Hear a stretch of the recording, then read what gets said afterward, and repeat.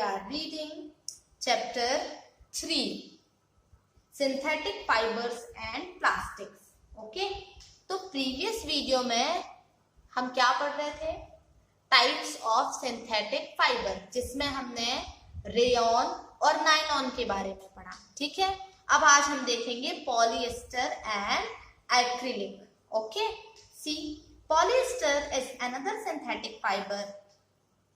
Fabric made from this fiber does not get wrinkled easily. It remains crisp and is easy to wash, so it is quite suitable for making dress material.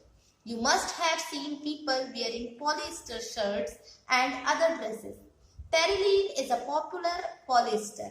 It can be drawn into very fine fibers that can be woven like any other yarn. तो polyester जो है एक और synthetic fibre है, man made है ना. इसके जो कपड़े होते हैं, ठीक है, इस फैब्रिक से जो कपड़े बनाए जाते हैं या जो इस फाइबर से जो फैब्रिक्स बनाए जाते हैं वो आसानी से सिकुड़ते नहीं हैं. Okay, not gate wrinkled easily, है ना, और इन्हें धोना भी आसान होता है. ठीक है, तो इसीलिए पॉलिएस्टर जो है इसका यूज ड्रेस मटेरियल बनाने में किया जाता है. वो ज्यादा सुटेबल होते हैं, है ना. आपने लोगों को पॉलिएस्टर शर्ट्स पहनते देखा होगा या दूसरी और भी ड्रेसेस पहनते देखा होगा. ठीक है, जो लाइट वेट भी होते हैं, सिकुड़ते भी नहीं है और धुलने में भी आसानी होती है. ठीक है, ऐसे ही एक टेरिलीन है. टेरिलीन एक पॉपुलर पॉलिएस्टर है. ठीक है,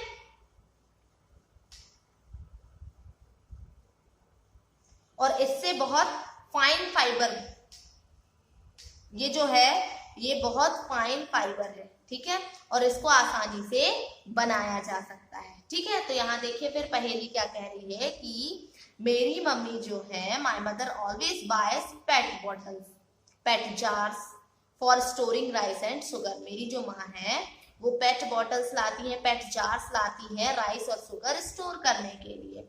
तो मुझे आश्चर्य होता है कि ये पेट है क्या. ओके, तो पेट का जो फुल फॉर्म है वो है polythene terephthalate. Okay, polythene, sorry not polythene, polyethylene, है ना, पॉलीएथिलीन टेरेफ्थलेट. ओके, जो कि पॉलिएस्टर के समान ही है. ओके, और इसका यूज बॉटल्स, यूटेंसिल्स मीन्स बर्तन, फिल्म, वायर, फिल्म्स बनाने में, वायर्स बनाने में और भी बहुत से यूजफुल प्रोडक्ट बनाने में किया जाता है. Okay, polyethylene टेरेफ्थलेट. ओके, तो ऐसे ही एक क्वेश्चन यहाँ पर दिया हुआ है कि आपके आसपास आप देखिए और पॉलिएस्टर से बनी चीजों की एक लिस्ट बनाइए. ओके, अब देखें पॉलिएस्टर का यहाँ बताया गया है कि पॉलिएस्टर जो है 2 वर्ड से मिलकर बना हुआ है, पॉली प्लस एस्टर. ओके, और इसमें क्या होता है कि केमिकल की जो यूनिट्स होती हैं, है ना, केमिकल की यूनिट्स को रिपीट कर करके एस्टर बनाया जाता है. ठीक है, सॉरी, केमिकल को रिपीट कर करके, केमिकल के जो यूनिट्स होते हैं उनको रिपीट करते हैं तो उन्हें एस्टर कहा जाता है. ओके, और एस्टर जो है केमिकल्स हैं, है ना, जो स्मेल भी देते हैं. ठीक है, अब देखेंगे आप फैब्रिक्स जो हैं वो नाम से बेचे जाते हैं, जैसे पॉलीकॉट, पॉलीवूल, टेरिकॉट. आपने नाम सुना होगा, टेरिकॉट सुना होगा, पॉलीकॉट, है ना. तो फैब्रिक्स जो हैं वो नाम से बेचे जाते हैं. ठीक है, तो ऐसे ही जैसे कि इसमें नाम दिया हुआ है आपको, पॉलीकॉट, पॉलीवूल, टेरिकॉट, है ना. तो ये 2 टाइप के फाइबर्स को मिलाकर बनाया जाता है. जैसे पॉलीकॉट, तो पॉलीकॉट किसका मिक्सचर है, कॉटन और पॉलिएस्टर का. ठीक है, ऐसे ही पॉलीवूल दिया हुआ है, तो पॉलीवूल किसका मिक्सचर है, पॉलिएस्टर और वूल का. ठीक है, 2 फाइबर मिले होते हैं इसमें, इसीलिए इनको दोनों नाम से बुलाया जाता है. ठीक है, हम देखेंगे, आप लोग देखते होंगे. ठीक है, हम लोग क्या करते हैं, स्वेटर पहनते हैं, शॉल्स का यूज करते हैं, ब्लैंकेट्स यूज करते हैं विंटर के टाइम में, ठीक है। तो ये सारी चीजें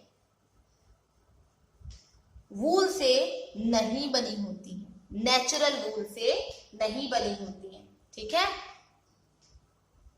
और इतने सारे आइटम्स को वूल से बना पाना भी पॉसिबल नहीं है, ठीक है। तो जितने स्वेटर्स हैं, शॉल्स हैं, ब्लैंकेट्स हैं, उनमें से ज्यादातर नेचुरल वूल से नहीं बनाए जाते हैं, ठीक है। वो मैन मेड वूल से बनाया जाता है, रिसेंबल वूल, ठीक है। तो वो जो वूल है किस तरीके से प्रिपेयर किया जाता होगा, These are prepared from another type of synthetic fiber called acrylic, ठीक है। एक्रिलिक सिंथेटिक फाइबर है, उससे सिंथेटिक वूल कहा जाए, है ना, दूसरे प्रकार का जो वूल है वो तैयार किया जाता है, ठीक है। जो वूल हमें नेचुरल रिसोर्सेज से मिलता है वो बहुत एक्सपेंसिव होता है ना, और सभी व्यक्ति उसे नहीं खरीद सकते हैं, ठीक है। तो उसकी जगह ये जो मैन मेड वूल है, जिसको हम अभी यहाँ पर एक्रिलिक कह रहे हैं, ठीक है, तो वो बहुत कम रेट में हमें मार्केट में मिल जाता है, और इसमें कलर्स भी बहुत सारे मिल जाते हैं, वैरायटीज ऑफ कलर्स, ठीक है।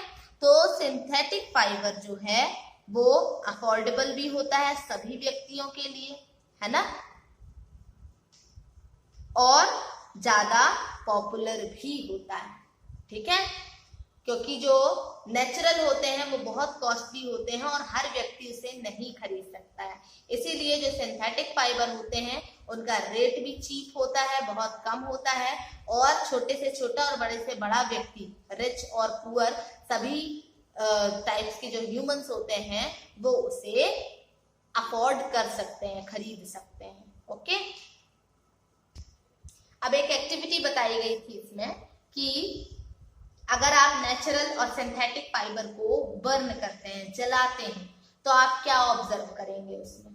अगर आप देखेंगे, अगर आप सिंथेटिक फाइबर को जला रहे हैं तो आप देखेंगे कि उसका जो बिहेवियर है वो नेचुरल फाइबर के जलने से बिल्कुल डिफरेंट होता है, ठीक है। जो सिंथेटिक फाइबर होता है जब आप उसको बर्न करेंगे तो वो घुलता है ना, मेल्ट होता है, ठीक है, और हीटिंग, जलता तो है ही और मेल्ट होने लगता है, ठीक है। तो यही एक डिसएडवांटेज है सिंथेटिक फाइबर का, ओके। और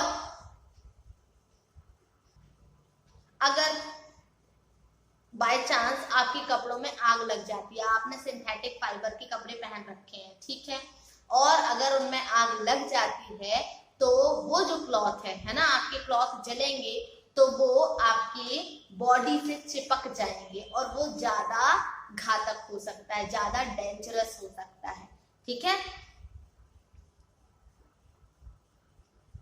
क्योंकि सिंथेटिक फाइबर मेल्ट होता है ना, घुलता है और फिर वो बॉडी में चिपकेगा, तो इसीलिए सिंथेटिक क्लॉथ्स पहनकर किचन में कभी भी काम नहीं करना चाहिए और लेबोरेटरी में भी काम नहीं करना चाहिए। और नेचुरल फाइबर के साथ ऐसा नहीं होता है, सिंथेटिक फाइबर ज्यादा घातक हो सकते हैं, ठीक है। तभी फिर यहाँ पहेली बोल रही है कि oh now I understand why my mother never wears polyester clothes while working in the kitchen. अब मुझे समझ में आया कि क्यों मेरी मम्मी पॉलिएस्टर के कपड़े नहीं पहनती है जब वो किचन में काम करती है। तो all the synthetic fibers are prepared by a number of processes using raw material of petroleum origin। तो आप ये ध्यान रखें कि जितने भी सिंथेटिक फाइबर हैं उनमें रॉ मटेरियल में पेट्रोलियम भी यूज किया जाता है, और पेट्रोलियम तो जानते हैं जब वो जलता है तो कैसा होता है ना, इसीलिए इसे पेट्रोकेमिकल्स भी कहा जाता है, ठीक है। Now characteristic of synthetic fibre, तो वो हम कल पढ़ेंगे, ओके।